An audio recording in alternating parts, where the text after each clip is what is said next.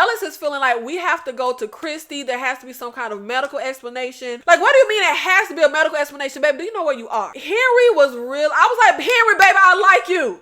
I like you. Don't ruin it. Don't ruin it. While Tabitha and Jim are arguing, just a nonsensical argument, baby, the creatures start yelling. And I'm like, tell them to shut up. Tell them, creatures. I'm with the night creatures on this one. Hello, beautiful people. I'm Nikki, and in this video, I will be breaking down my current theories, thoughts, deep dive, and recap of the events, the standout events of episode 6, season 3 of the series From, the greatest series on TV, if you ask me. And let's get right into things because we have a lot to cover. I'm going to start with Tabitha and Jim having an argument. And baby, the monster, I was here for the monsters, okay? The monsters were me, because while Tabitha and Jim are arguing, just a nonsensical argument, baby, the creatures start yelling. And I'm like, tell them to shut up. Tell them, creatures. I'm with the night creatures on this one. I'm sorry, I gotta switch sides. And honestly, I'm a bit annoyed that we're still here when it comes to Tabitha feeling like she could have done more when she had that, like, what, 24 hours out in the real world. I just kind of, when she goes into that whole thing, I'm just like, are we still here? Like, are we literally still here? Now, the next morning, Julie has an attitude. Of course, she heard her parents fighting. I'm honestly pretty over the family melodrama when it comes to Jim, Tabitha, Julie, and all of them. Tabitha does end up going to see Donna, who is trying to pull a bunch of, or gather a bunch of rocks to cover up where Dale is stuck in the concrete. And she's talking to Donna, and of course it's the same spiel, but Donna's trying to tell her, you don't have to be a hero. Like, you're lucky that you're not in there like Dale. Like, you went through the same tree that he did, and don't take it for granted that you're still alive. Donna's whole thing this episode, I feel like if Donna not yelling at Boyd, she ain't got nothing to do. Come on, writers, we gotta give Donna something to do other than yelling at Boyd and shooting down his ideas. Tabitha is with Ethan, and they're having a conversation where, of course, Ethan heard them fighting as well.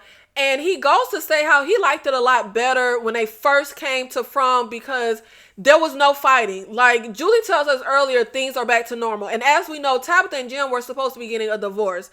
But Ethan goes to say how he liked it better when they first got to From and everyone was too scared to be angry. But I found it really interesting that Ethan and Tabitha are at the table and she goes to say, like, is someone here? Is someone upstairs? Because she hears something upstairs. And you can tell by Ethan's response that he doesn't hear anything.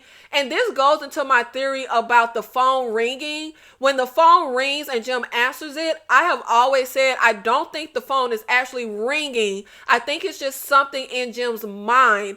And this feels like that same thing. Like only Tabitha could hear the noise upstairs, and she goes upstairs to check it out, and it's the Ankui kids. I feel like the writers, the showrunners heard the fans complaining about what the hell is them kids and just threw in this 5-second scene. Because what the hell is them kids doing here? They literally are just upstairs and they say Ankui, Ankui, and then they just go away. Because Ethan come upstairs check on his mama. Baby, what was this for? Like, when the fans said, what are Ankui kids, we meant, like, can y'all connect some dots? Can we know something about these kids?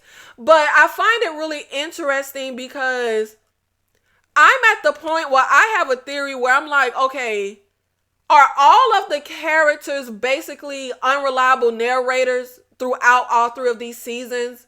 Because, like, the phone ringing and different things, of course we know that, like, Jade, etc., they see things. But I'm starting to feel like, how do we know what's real and what's not? What are they actually hearing? What are they actually saying versus what are things that the From is making them see and hear? And of course, we know the way the show is presented, you would think we know, oh, that's the hallucination, that's real. But I'm really starting to feel like, what's real? And I feel, I can't remember who said it, but we had a character say, like, what's real?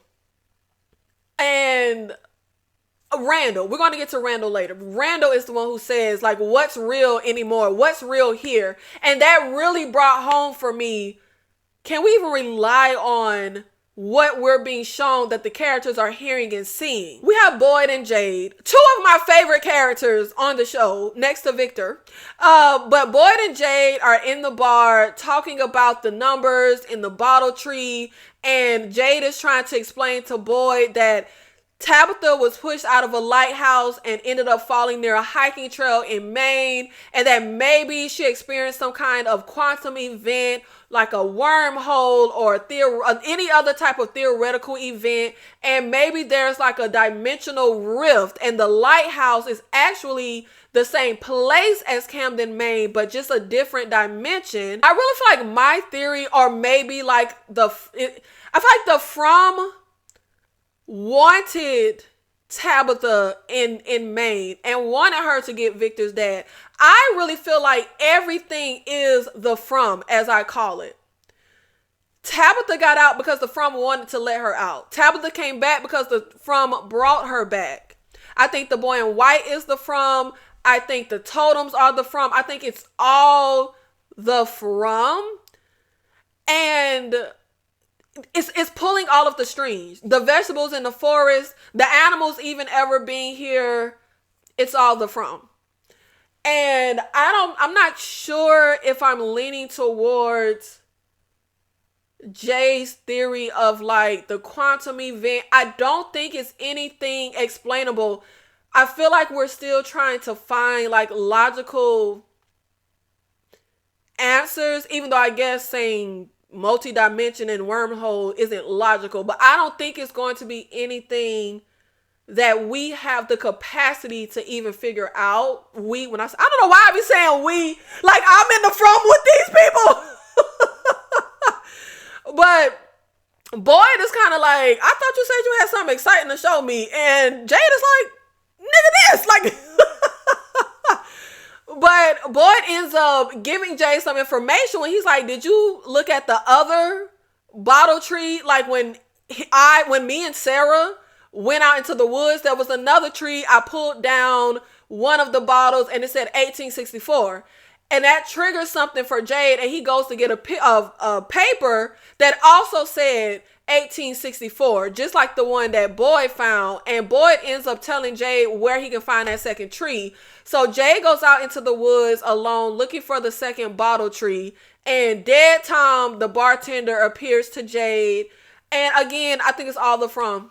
Dead Father Khatri, Dead Tom. But of course, we need to decipher, is Dead Tom, Dead Father Khatri here to help or not help? I don't think they're here for good. Jade ends up saying how he thinks everything has a design, everything is here for a reason. And Tom is like, well, that's your problem. Nature has a design. This is not nature. This is just something somebody put here, maybe because they thought it meant something. I'm very curious how Dead Father Khatri appears, Dead Tom appears. A lot of people have died in this town. We don't see them appear to anyone. The guy from episode 1 that Boyd put in the box. Like, why is it Tom and Father Khatri? But it is very fitting that it would be Tom that appears to Jade, and of course Father Khatri that appears to Boyd. So that's why I also feel like the boy in white is not actually a boy or a kid, because the From is going to take on whatever form best fits the target, the person that they're dealing with. But I'm on the fence with Dead Tom telling Jade he needs to sober up if he wants to find anything, because it seemed like we gotta be under the influence for a lot of stuff. Miranda was dropping acid. Now Jade ends up back at the bar trying to figure all of this out when Tabitha and Ethan comes in, because she told Ethan that he could help Jade with the puzzle. And this is just a prime example of why I actually like Jade and can't stand Randall. They're both pretty much the a-hole characters of the show, but where Randall has always come off as like a rebel without a cause, chip on his shoulder, a-hole for no reason, Jade is more of like a likable a-hole. Like, he's going to be an entertaining a-hole. And I like how nice he was to Ethan when Tabitha brought him in here.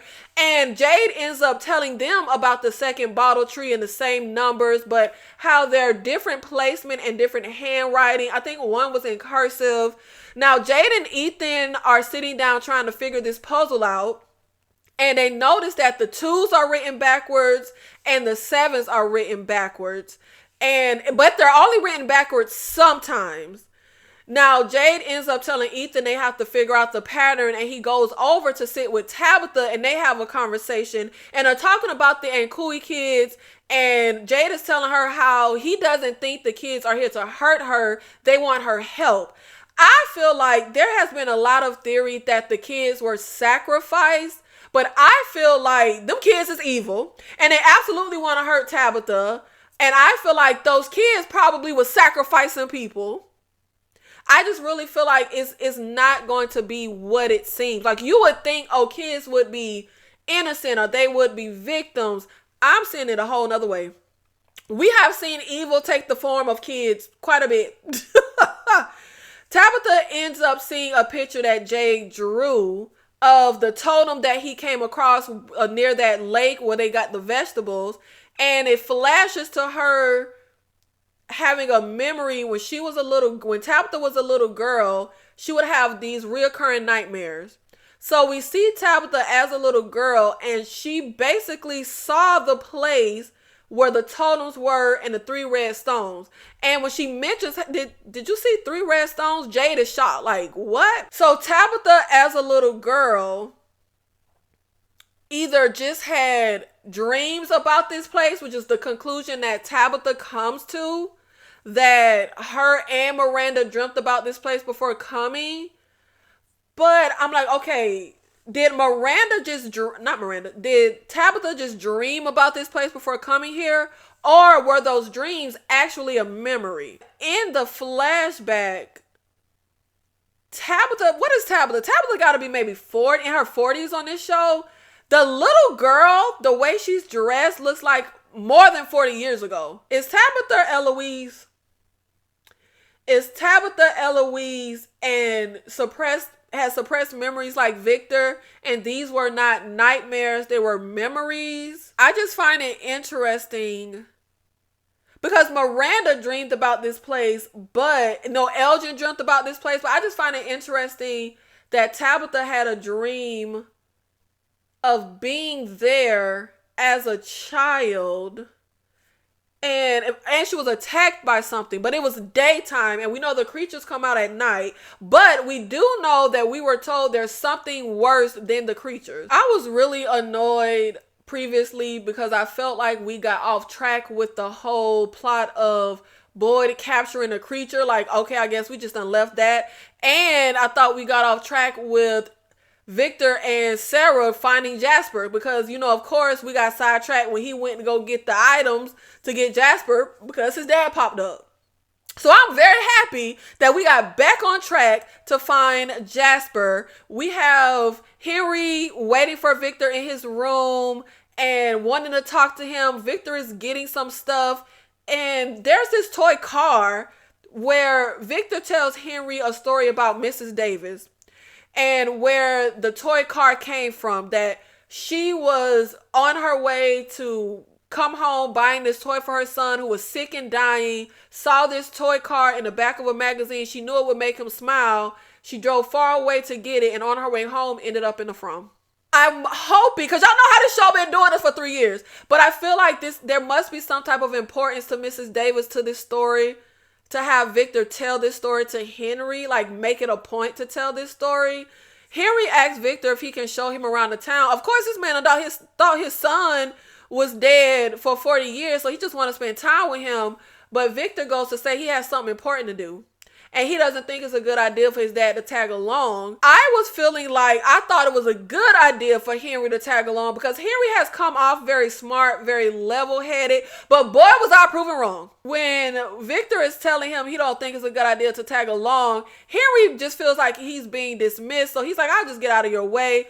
But Victor's like, no, it's very dangerous. what I have to do, and I don't want you to get hurt, but you can walk with me for a bit if you want, like until I get where I need to go that's dangerous.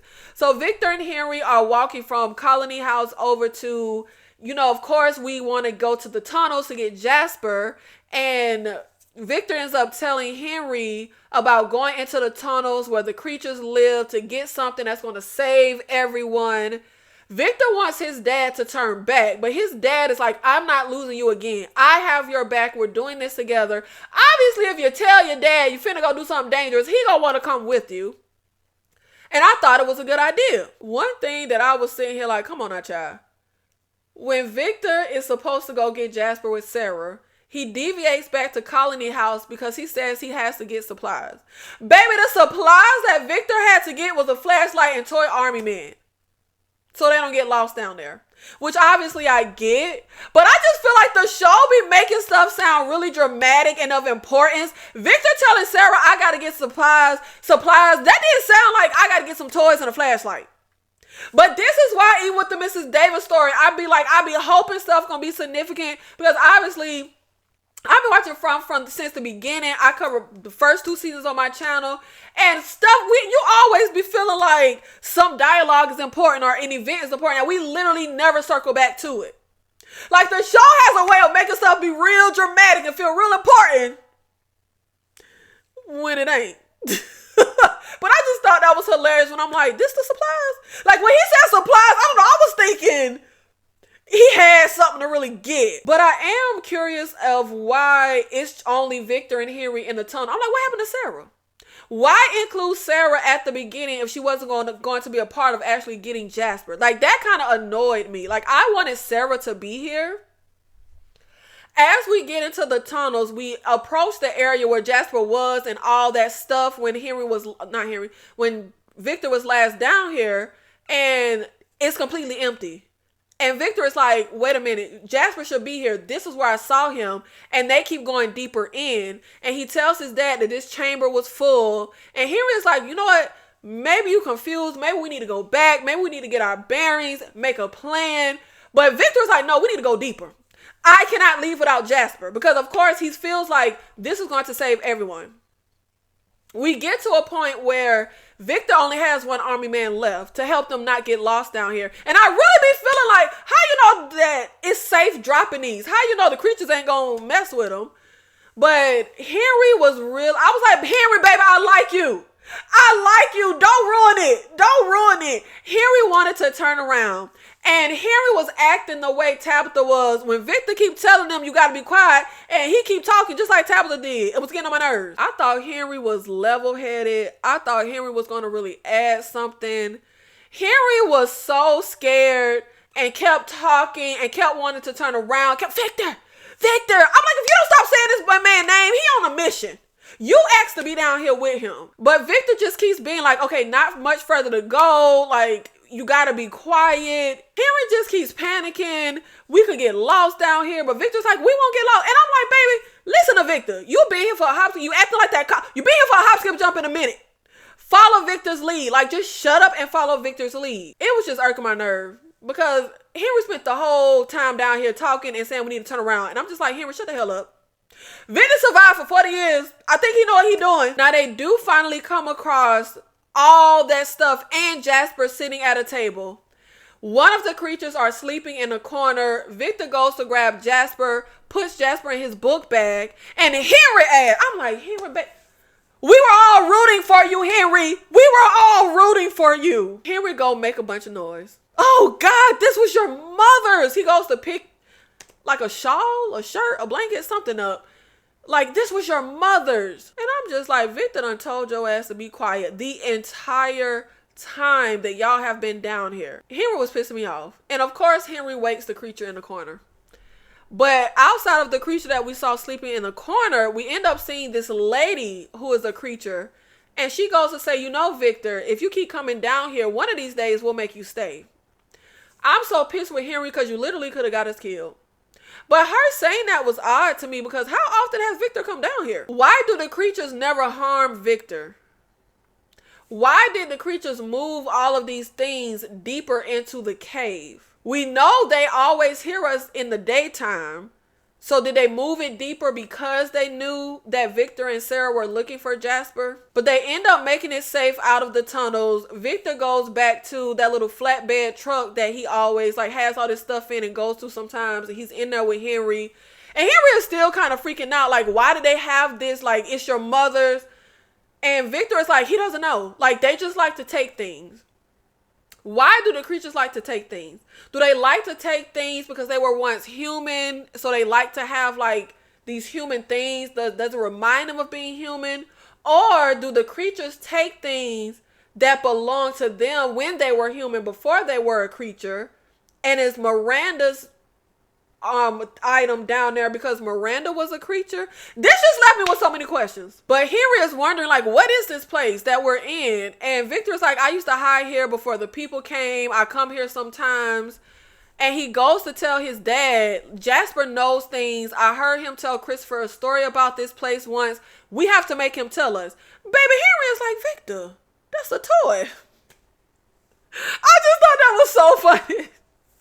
I'm super excited because I thought we were going to drag this. I thought we were very off course. And I really hope that next episode, Jasper telling us the motherfucking story. And I hope we actually learn something we didn't already know. Because when Victor told Sarah the whole, I got to tell you a story, we didn't find out nothing we didn't know. We already knew that Jasper used to make, not Jasper. We already knew Christopher used to make people laugh. And ended up changing and like we didn't learn anything we didn't already know. He literally told Sarah like the same stuff he told Tabitha. Like we already knew that. So I'm really hoping next episode, like we only have 4 episodes left. I have no faith that we're going to get answers. I don't think this is that show. I think this show is more so about the ride. But I do hope that next episode Jasper tells us the story. Now let's get into Kenny and Mary L, because we have to get into some things with Kenny that is feeding into one of my current theories, and we have to get into Mary L. Kenny is at the clinic bringing in supplies from the ambulance to Mary L. And I was kind of like, what the hell do these people got to do all day? Why Mary L can't just bring the stuff in to the clinic from the ambulance? I don't know. But Kenny was bringing stuff in from the ambulance for Mary L. And I'm still annoyed because we still haven't gone anywhere with why Marielle is here. Because no one had a loved one show up in this town before ever except Marielle. Of course now Henry. But when that whole thing happened and Marielle came, I felt like that was supposed to mean something. Like, why of all the people in the town, no one else has had a loved one show up, but your fiance shows up? I just feel like we have never done anything with that. What was the point of the From bringing Marielle here? Kenny is bringing stuff in from the ambulance. He has a box of things and he's about to take it, I think, to the basement. But Marielle stops him. And I think she stops him like a few times because she's like, oh, don't worry, I can do it. And Kenny's like, I'll take it. Oh, no, you're tired. Go rest. And I'm just like, why is Marielle pushing back? Why is Marielle not wanting Kenny to take the box down there? It doesn't feel like just looking out for Kenny, and Kenny need to go get some rest. And of course we know what happened with Marielle, Randall, Julie, and we see it affecting Randall. We see it affecting Julie. I feel like it's affecting Marielle, which is why she's trying to suddenly be so helpful. And I think she's trying to keep busy, but we haven't really seen it affect Marielle. When Kenny leaves, he ends up running into Boyd, who's coming into the clinic. And they have a little conversation where Boyd is asking Kenny if he's okay. And Kenny's just like, I'm good. I really don't want to talk about it. I just feel like it's really foreshadowing some stuff with Kenny, but we're going to get into that. Boyd goes in to check on Randall. And I'm hella annoyed because Randall is already annoying. I really am not in the mood to see this grown behind man blame Boyd for what happened to him. But Randall is just in pain, maybe knocked out from pain meds. So Boyd kind of just sees them, but they don't interact. And he goes to leave and runs into Christy, who tells him the ambulance was fully stocked and that there was a portable ultrasound. So, of course, Fatima can see her baby. And I'm telling you, everything is the From. Nothing is by mistake. Nothing is happenstance. The From wanted this ambulance to come into town. I feel like the From wanted this ultrasound. I feel it. I just feel like it. I just feel like it. Like, is it standard for an ambulance, to have an ultrasound machine. I just feel like there was a purpose. There was a purpose. Kenny ends up going to Donna, who's still over there. I think this is when we first see Donna, when Tabitha comes over. I think she's bringing the rocks over. By the time Kenny comes to see Donna, I think the pile of rocks are done and are covering Dale. But Kenny goes to ask Donna, does she have any space for him at Colony House? I think there is a reason we made it a point for Kenny to now move to Colony House. And we're going to get into that. Let's get into Marielle and Randall. I can't stand Randall. And I really hope he finna die soon. I'm so mad Randall didn't just die. But an attitude for no reason, like I always say, Randall just has that nasty attitude, chip on his shoulder. Marielle is doing nothing but help you. And he's just like, the fuck do you want? I'm like, fine, I'll let you get an infection. Like, you're not gonna have no attitude with me. Marielle just wants to change his bandage so that he doesn't get an infection. He ends up, though, asking for a mirror so he can see, like, the scars on his face, and he wants to be alone while he does it. When Randall looks in the mirror, they cue this, like, sad, dramatic, melodramatic music, and I'm just like, is this supposed to make us feel bad for Randall? I don't feel bad for Randall. Do I think Randall deserved this in any way? No, of course not. Am I happy this happened to Randall? No. But I don't feel bad. I'm just like, why is y'all cueing the melodramatic little sad soap opera music? Like, and I feel like Randall should just be happy he made out with his life. You are a grown adult, not a child. Boyd is not here to hold your hand. Boyd told you to go to the bus. You tossed Boyd the supplies because you knew you were surrounded. And you were the one who got stopped by seeing those locusts, crickets, lotus, whatever them things is. I'll be forgetting, child. I'll be calling them all kind of things. But if you should be mad at anyone, it should be the From. You were hallucinating. You fell for the hallucination. There was nothing there. That has nothing to do with Boyd. But Randall and Marielle are in here together, and she's cleaned his bandages up, about to send him on his way. And Randall is asking her, why are you pretending like you're okay? You can pretend all you want, but you are there the same as me. Randall also goes to say, what if it's not over? But Marielle says, whatever happened to us, it wasn't what, real? And that's when Randall is like, what gets real anymore? And I feel like for the first time since Randall has been introduced, he makes a good point. Because I'm really starting to feel like what is even real anymore? Once you're in From, what is even real? I completely agree. But Randall goes to say how she gets to sleep next to someone every night. She gets to pretend that things are okay. And out on the bus, he doesn't get to pretend. It's terrifying every night. He's alone. Of course, he has to see the monsters out there every night with those huge windows. I don't know why he ain't taped something up, cover them windows up. But Marielle ends up inviting Randall to stay in the clinic with them so he doesn't have to be alone. And I really feel like Randall is going to pull a Sarah, so to speak. But I don't think, and I say so to speak because Sarah was not evil, psychotic, malicious, mean. She got manipulated by the From and thought she was doing something terrible that would aid in everybody going home. But when I say pulling a Sarah, because we know she removed the totem and let the creatures in, I really feel like Randall is going to do that. And I feel like Marielle and Christy are going to be killed. I have already said that I foresee a huge massacre, like a real shakeup with the characters. Like I foresee a ton of deaths by this season's end. And this season has really been about really breaking people. We run to Marielle. Well, not really Marielle. We run to Christy. But at this point, we run to Christy and Marielle a lot. What kind of dire situation would we be in if we had no medical professionals at all? I really think they're going to both get killed because Randall's going to let the creatures in. Randall got an attitude, bad attitude. Now back at Colony House, because we have to get into the other part of my theory here. Elgin snaps a picture of Fatima as she's leaving, which we'll get into her later. But as Fatima is leaving Colony House, Elgin snaps a picture of her. And he goes to say, I'm putting together a collage. You can check it out on the wall later. While Elgin is at Colony House hanging up the photos, he goes to look at the picture of Fatima. And next to her is the dead kimono lady in the picture. Now, dead kimono lady appears next to Elgin. And goes to, I think she grabs him and says to Elgin, help me, Elgin. I can save you.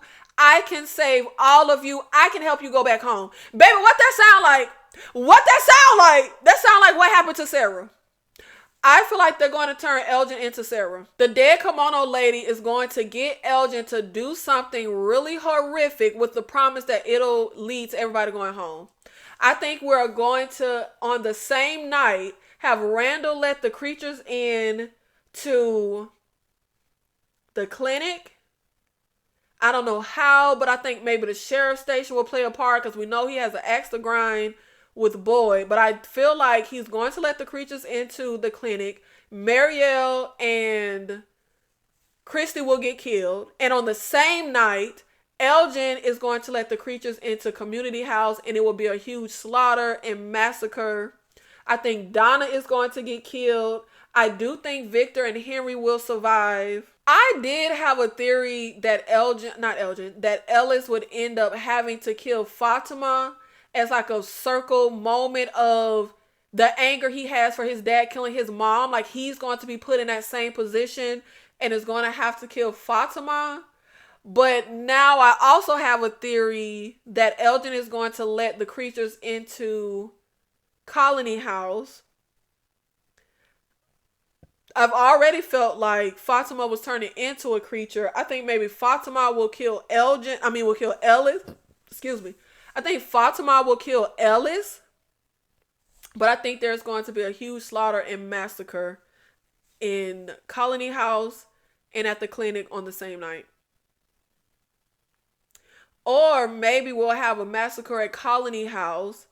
People will die, but some people will be injured so that there's more than just Christy and Marielle in the clinic. So people will be in there injured, and that's when Randall will let the creatures in so that there's more people in there to die than just Marielle and Christy. I feel like, and Kenny's going to die.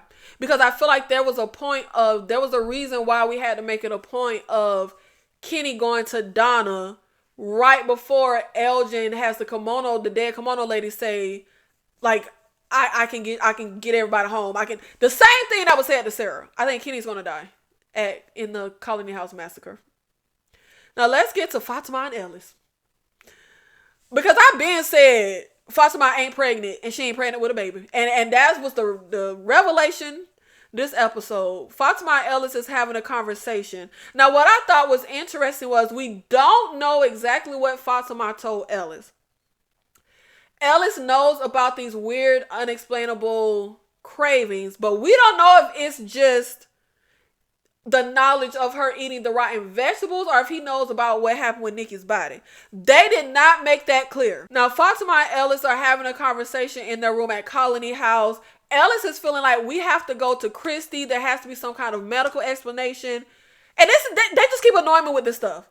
Like, what do you mean it has to be a medical explanation, baby? Do you know where you are? But Fatima's like, no, I don't want anybody looking at me the way you're looking at me. Now, her saying he was looking at her like he was scared does lean towards making me think she did tell him about what happened with the dead body, but I just feel like it wasn't clear if he knows about more than just craving the rotten vegetables. Boyd ends up knocking on the door saying he has good news.